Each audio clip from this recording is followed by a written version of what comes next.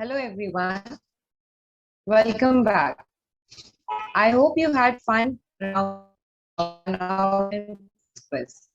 Take a breath, sit back, and enjoy the insight session with our esteemed guest for today, Professor B.G Fernandes.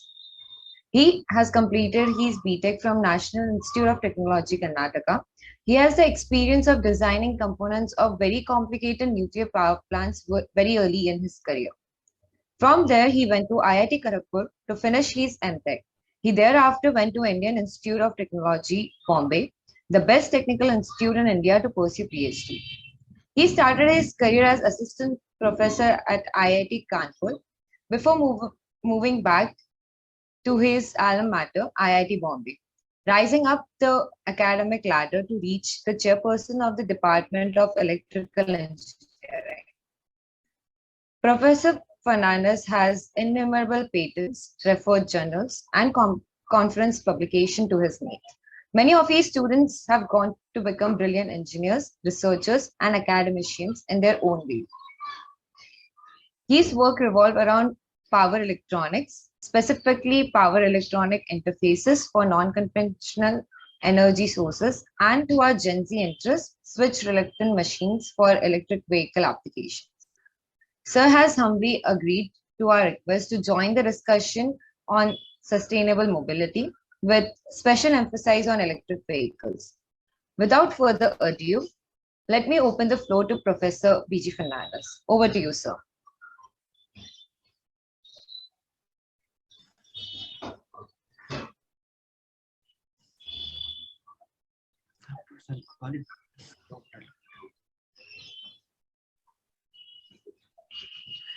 Yeah, good evening.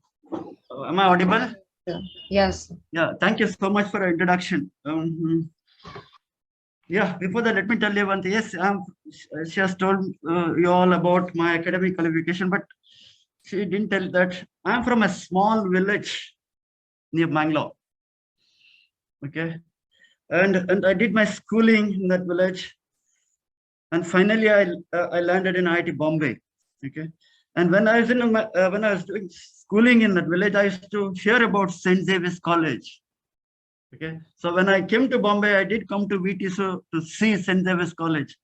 And honestly, let me tell you one thing: I didn't know that one day be invited to deliver a talk at St. Xavier's College.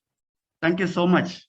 Yeah, this is nothing is impossible for him. Yeah, with that, I'll start. Yeah. I'll make a small presentation.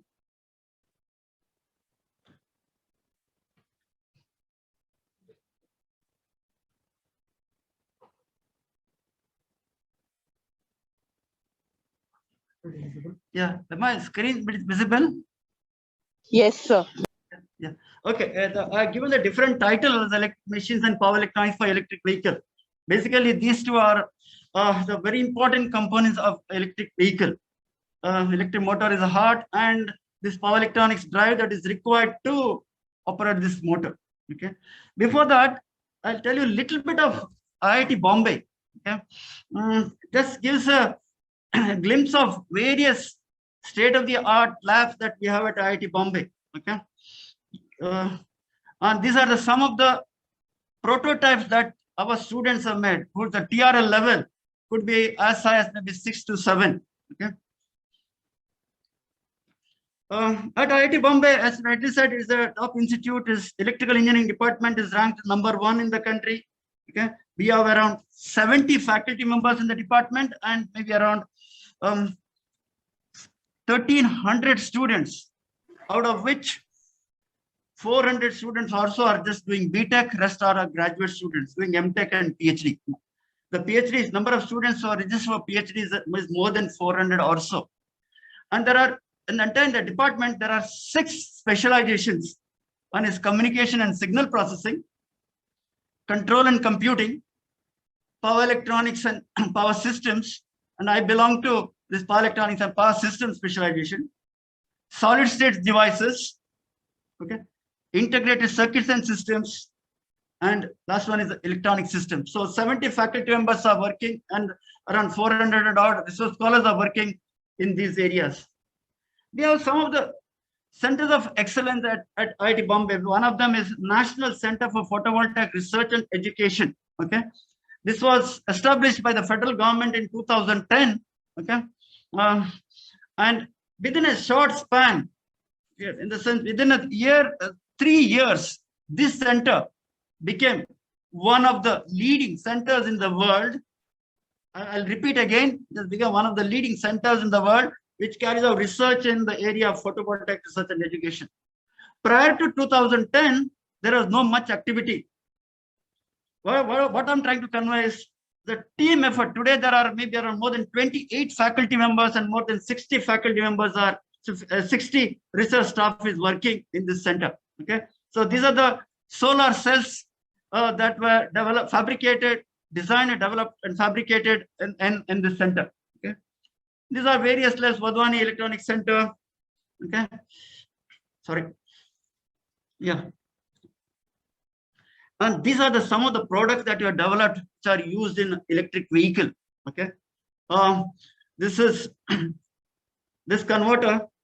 Let's see whether I can use this. Okay, this is the converter. This is the converter that is required to drive the electric motor, the so-called switch reluctant motor about it, which I'm going to discuss. This converter, which is operating at 1 megahertz. Okay, maybe something first time in the country that we have designed a power supply which is switching at a high frequency. And see the size is a 10 rupee coin, which is driving a 1 kilowatt power. Okay. This is just a setup which is used to charge the batteries that are installed in an electric vehicle. Okay. This is yet another prototype.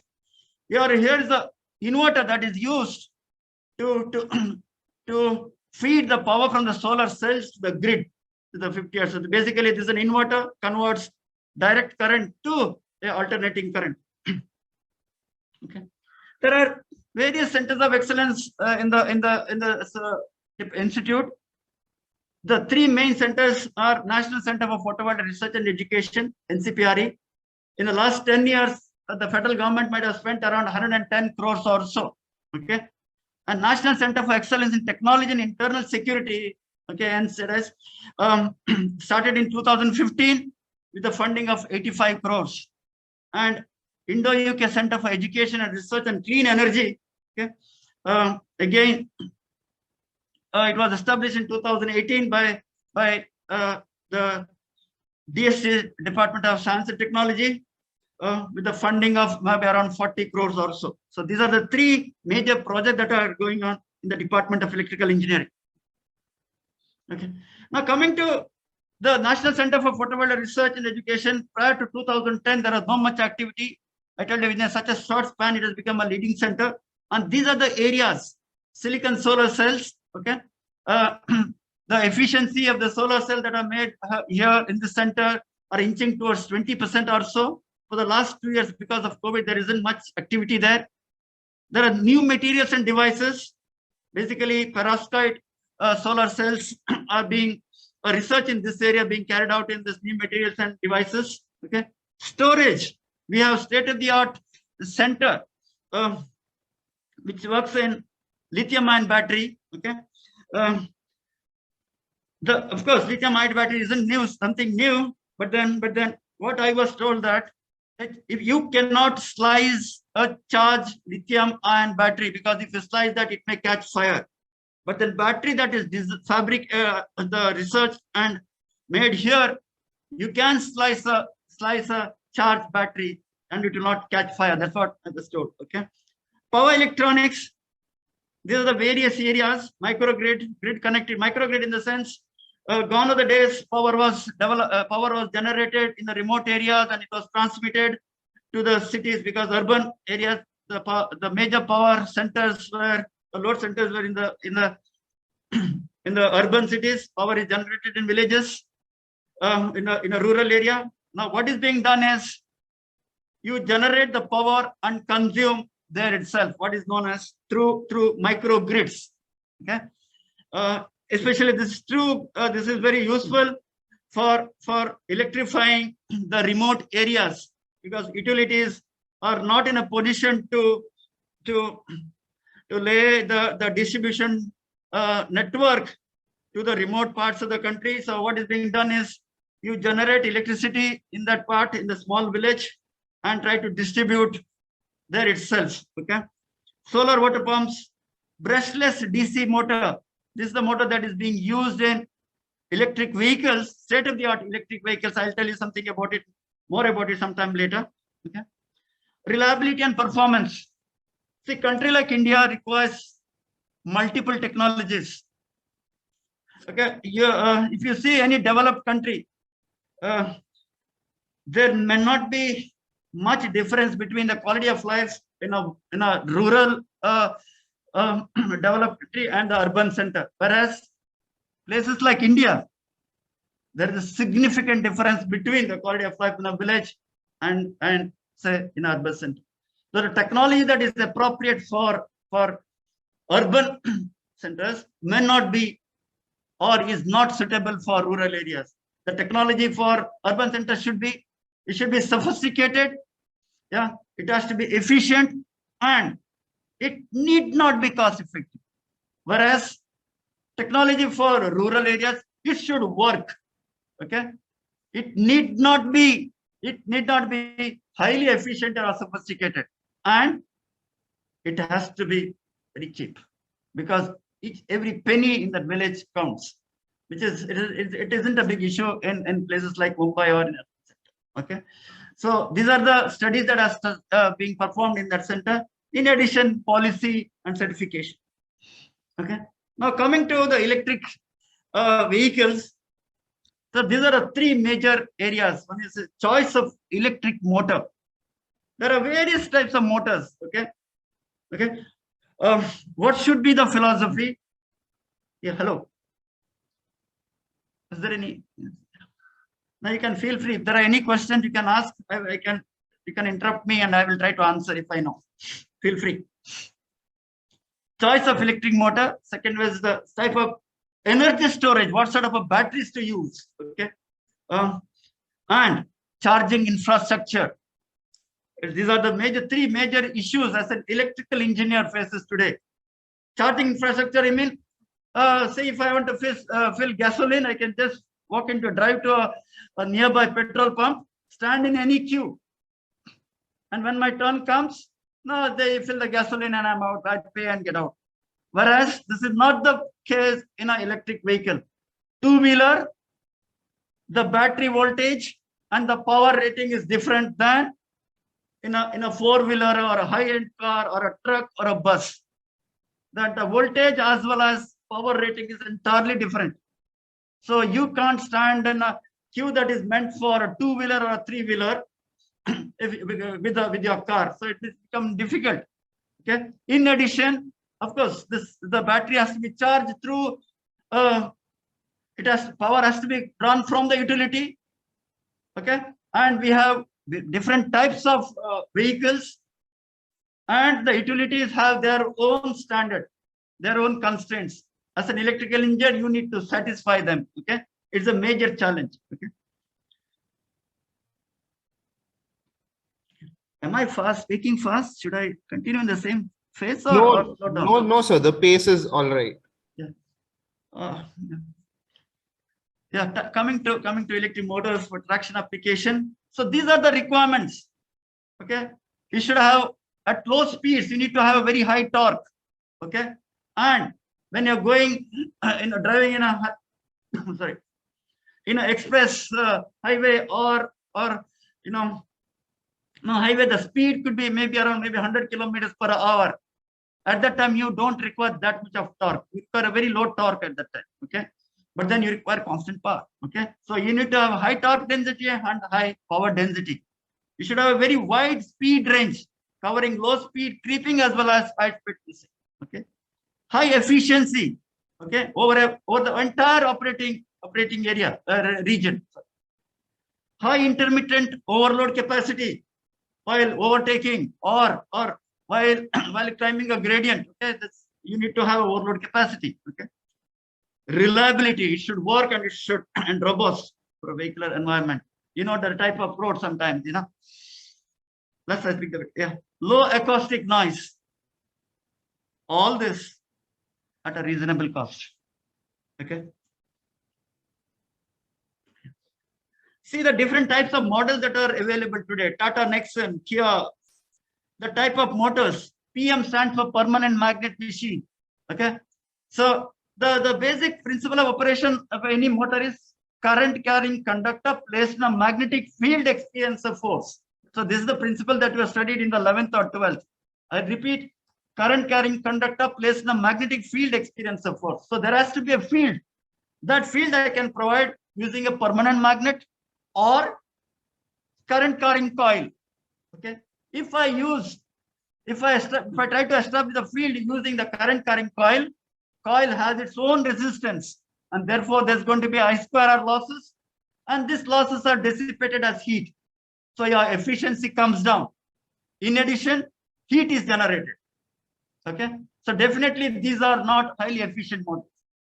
I said one of the requirement is high efficiency. How do I improve the efficiency? So that field I can establish using high energy permanent magnets. Okay. So high energy permanent magnet motors are very efficient. But then what's the problem? What is the problem there? The main problem is these magnets are not available in our country. Okay. So this is an issue. Availability will be an issue here. Okay.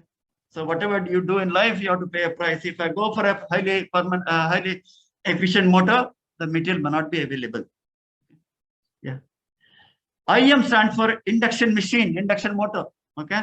Wherein the field is again produced by current carrying coil is not all that efficient. But then this is the motor Tesla.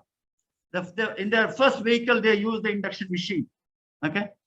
Now the present trend is to use what is known as the SRM, switch reactance machine, or some sort of trying to reduce the permanent magnet content in the electric motors. Okay. That is the path the researchers have taken today, because we can't completely rely on import of this permanent magnets, because there are various permanent magnets. Ferrite, wherein it's a residual permanent magnet. The one of the important parameter in the permanent magnet that I use in electric vehicles is it should have a high value of the residual magnetism, BR. It should be very high. Okay. So high energy permanent magnets like neodymium iron boron, NdFeB, it is of the order of around 1.1 Tesla, whereas ferrite, it is of the order of maybe around 0.38 Tesla. So if you use ferrite magnet, you will not be able to make a motor which is having high power density. Okay. So that's the problem. So this is the maximum power, this is the maximum torque, and this is the maximum speed range for the various electric motors that are available today. Yeah. This is a little bit of motor design. What sort of a motor to design? Maybe a bit too technical. Maybe I don't know whether I should be talking about it. Another important quality that I said is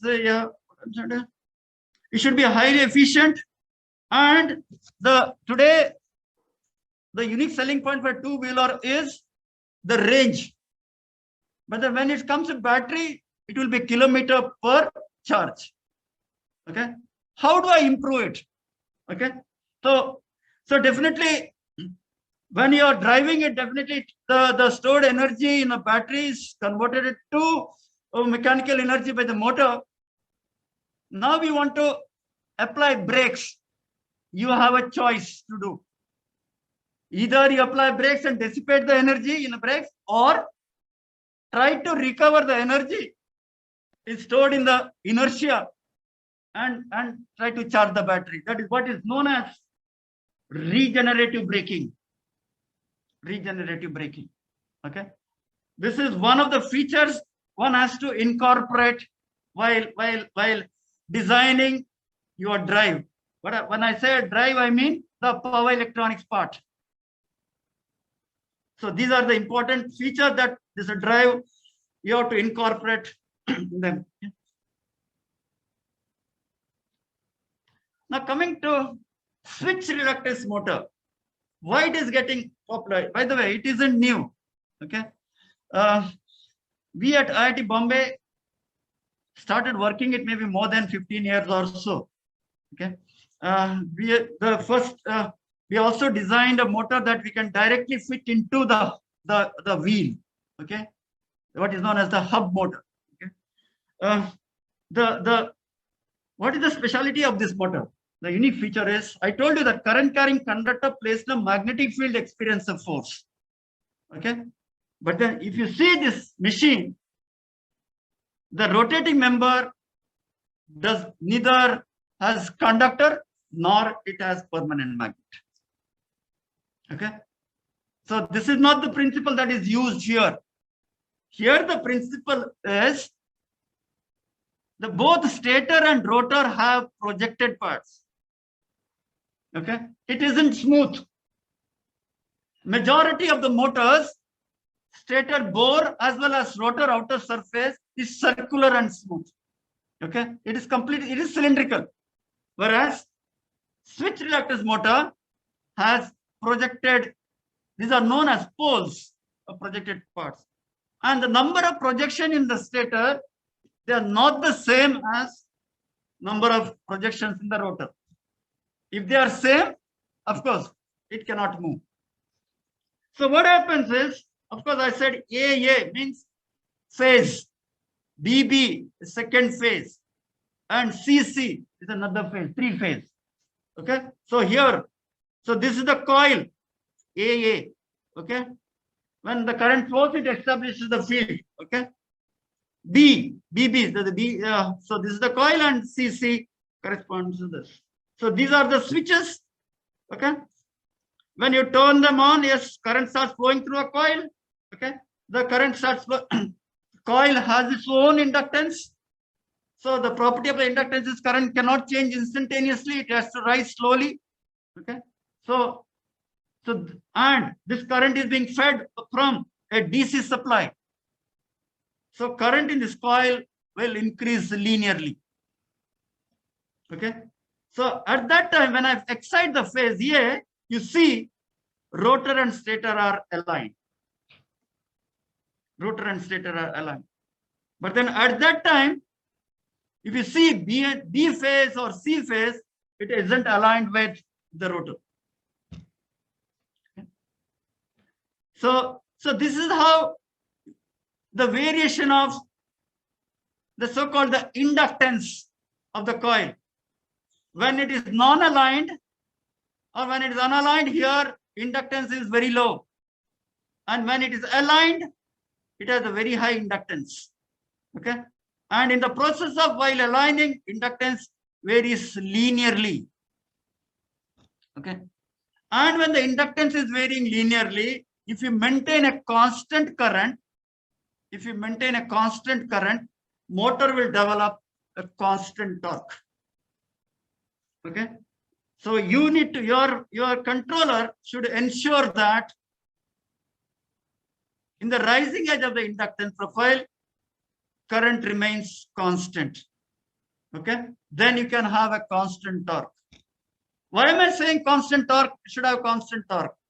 If the torque pulsates, your speed will pulsate. So there will be vibrations. Okay. So there are other issues also. So this is the motor which is suitable for, or it is a very rugged motor because there are no permanent magnets. So servicing this motor is going to be very easy. Moreover, rotating member does not have magnet or conductors. Okay. So it is highly reliable. So this is what I said. These are the features here. Okay. High reliable, no permanent magnets, reasonable. Maybe it's cheaper than permanent magnet machines. Okay. Now, if I want to increase the, of course, this is just 3 phases only and 6x4. It isn't a very efficient design. Okay. What we can do is you have 2 choices. Okay. One is to increase. So this is a 6x3, 6x4 SRM that whatever that we have used here. So these are the features: single access call, no permanent magnets, low cost and simple construction. Okay. It has a very high speed range. It has a very high speed range. This is what I mean field weakening. Okay. Since there are no permanent magnets, it has a very low temperature sensitive. Okay. Whereas permanent magnets, there is maximum operating temperature is defined, and the working temperature, the motor could be as high as maybe around more than 150 degrees centigrade itself. So permanent magnets may get demagnetized also. So these are not the issues in the switch reluctance method. Yeah, but then whatever that you do in life, you have to pay a price. So some of the important, so these are the advantages. Definitely this motor has its own limitations. So yeah, so here is it. This is generally the operation. At low speeds, it develops a very high torque. Okay, and current flowing through a coil has to be regulated. And this is the region where you're going at a very high speed. Yeah, so I'll go ahead. See here, the other most efficient designs are you increase the number of projections of poles or teeth in the stator. Okay, by doing this, you can increase the inductance value, and therefore you can increase the torque. Or instead of having 3 phases, you have more number of phases. More number of phases. The moment I have more number of phases, my controller costs. Yeah. So this is the motor that we have developed. One of the most efficient motor that was developed in IIT maybe more than 7 or 8 years ago. So these are the various projection segments. Okay. And it's an in-wheel electric motor developed at IIT Bombay.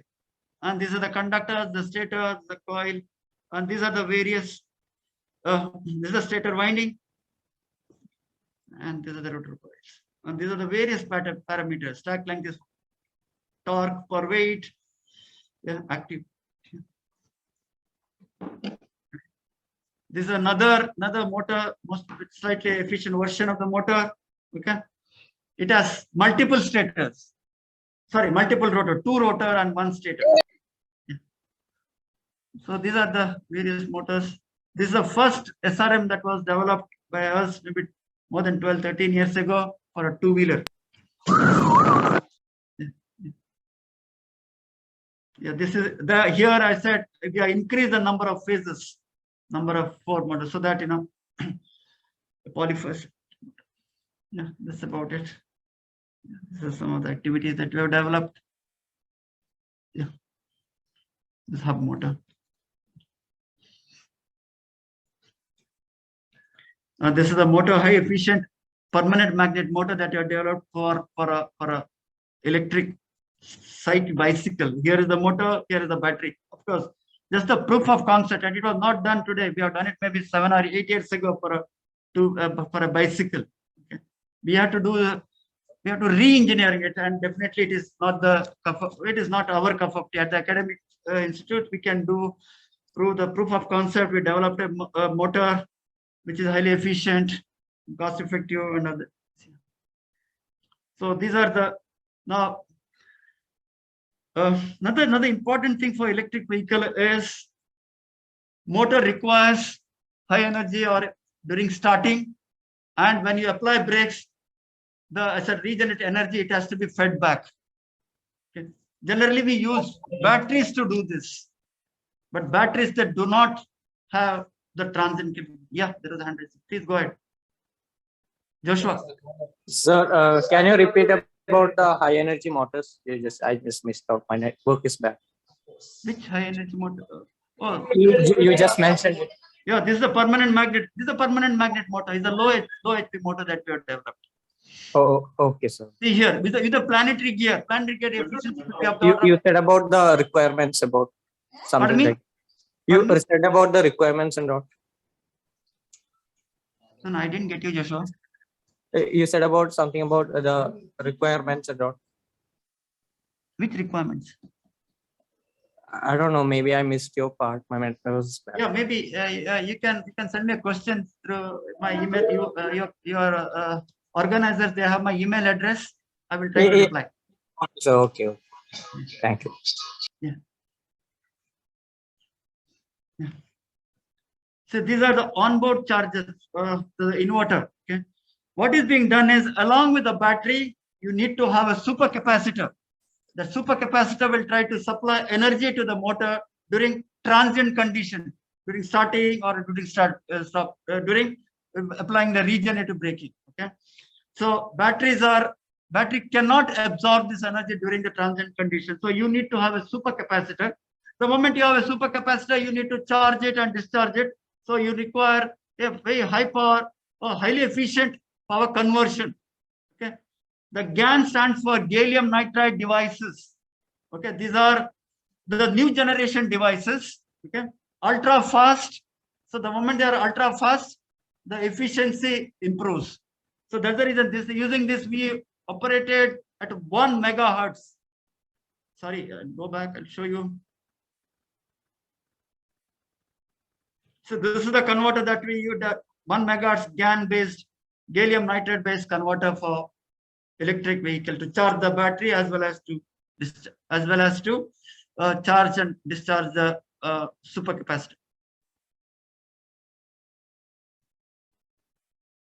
Yeah. This is just the operation. Oh, sorry, I didn't know that we had a gallium nitride. So here is the heat sink. Such a short, small heat sink here, and this. So these are the various waveforms. Charging infrastructure. This is what I was talking about. Different types of batteries, different power. So it will so happen that you have only 4-wheelers at that time. There are certain constraints from the utilities. You need to satisfy them. Okay, we have done work in that area as well as plus we can have solar to reduce the power that we are drawing from the grid. These are the various onboard chargers. Onboard chargers in each electric vehicle has the onboard charger. Power rating could be of the order of around 7.2 kilowatt. Okay, so and it charges slowly. We can't. It is definitely not used for highway charging. Those are fast chargers. Okay. This may take maybe a couple of hours also. Is mentioned as 9 hours, 13 hours, 11 hours. So maybe at night this will charge. So, and again, this converter should be highly efficient. Charger requirement. Yeah, that's about it. Maybe I didn't want to go too much up in detail. If you want more detail, maybe one-to-one you can have. I'm done. If there are any questions, I can take. Thank you, sir. Yeah, thank you. Thank you, sir. That was a really insightful talk. We enjoyed it, especially the practical components where you compared various electric vehicle models. Now, we have a few questions. Yeah. Pranav will go ahead and ask them, and you can answer them however you like. You can mix facts and opinions as you feel correct.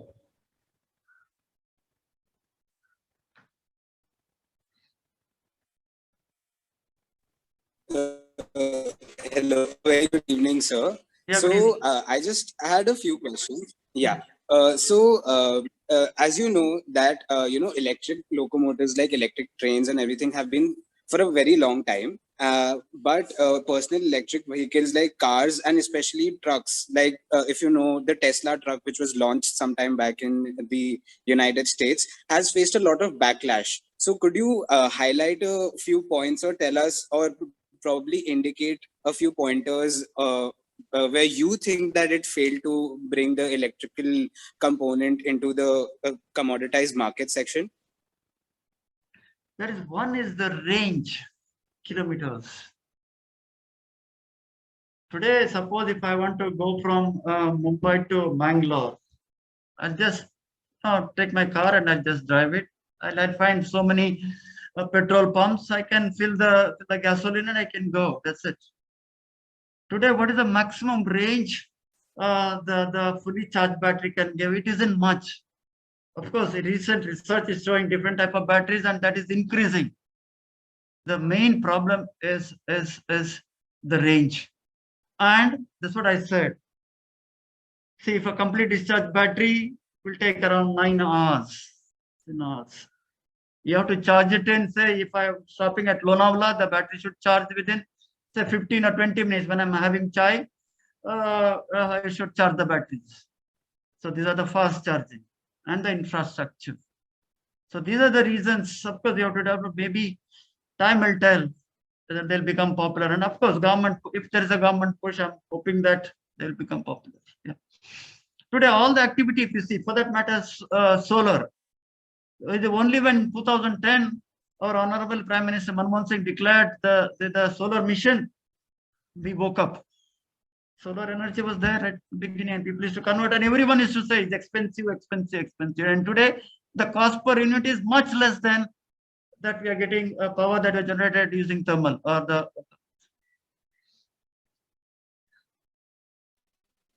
Right.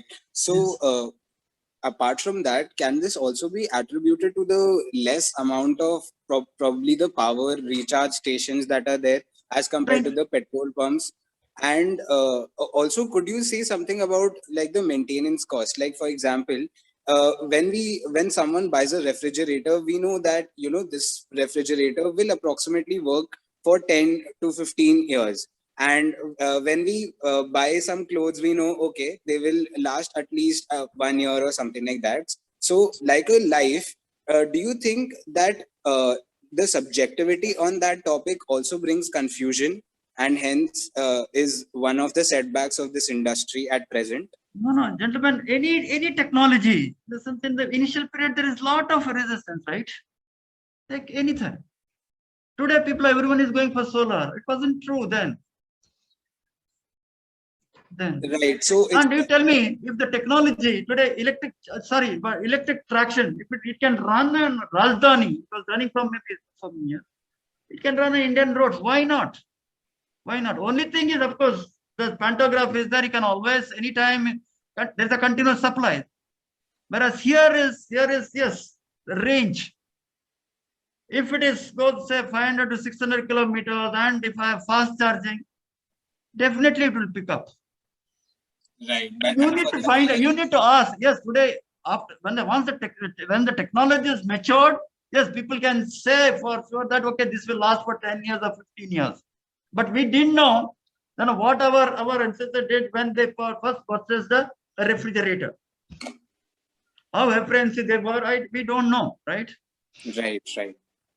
So also, can we say then that, you know, sometimes even when good technology and good alternatives are present, yet there is such a huge resistance that people fail to accept their existence. So do you think that is the case also over here till now? Yeah, things are changing. Now people are becoming a bit environment cautious, right? Global warming, so the weather is changing. People weren't talking about it a couple of years ago. The pollution, all those things, definitely it will pick up. People are becoming very conscious now. I don't remember people talking about the global pollution mission maybe say 10 years ago. And the global warming, see the weather change. In Mumbai, have you seen it raining in the month of January? Right. No, so people are scared. So one thing you can't go is love against the nature. So people are scared today. We can do anything. We may be able to go to moon or Venus or wherever, but then not against nature. So people are becoming very conscious, and definitely I think it will change. See Right. solar, right? There are Right. so uncertainty. Okay, but yet see the penetration. Today the target is around 300 gigawatts of by 2023. Right. So like apart from electrical vehicles, like sustainable mobility would include a lot of other alternatives as well. So do you have any views on use of biodiesels and like biomethane and like hydrogen and all those primary, secondary fuels? Hydrogen is coming in a big way. Yes, I do not know much about biodiesel, but definitely the green hydrogen, that too generating hydrogen, green, people say green hydrogen. You generate hydrogen using non-conventional power from non-conventional energy sources. Right. If you're generating hydrogen from using the conventional supply, it doesn't not make sense. People are talking about green hydrogen. Okay, power you generate hydrogen using solar or wind or non-conventional energy sources. That makes sense, and that is coming in a big way.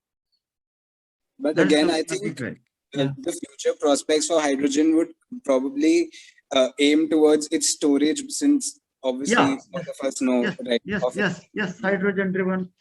Definitely for electric vehicle as well as for grid storage. Right. See, again, sorry, don't get me wrong. I'm going too much towards solar. Solar, the problem, for that matter, power from wind also, intermittency. You can't dispatch the power. You can't. You never know, because you know whether about the solar intensity or the speed power. Can I store it? The moment I use storage, economically they are not viable.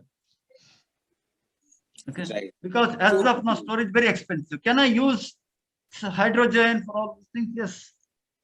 Time will tell. Okay. I think that's it, sir. You answered like a lot of queries in a very succinct way. And now we'll have Sayantan, who will be giving the vote of thanks on the department. So I'm done. I don't know. Was it too technical, my presentation? No, sir. I think it was very engaging, especially with the slides and all the data for all the cars. So it was very relatable. And now we'd have Sayantan. Yeah.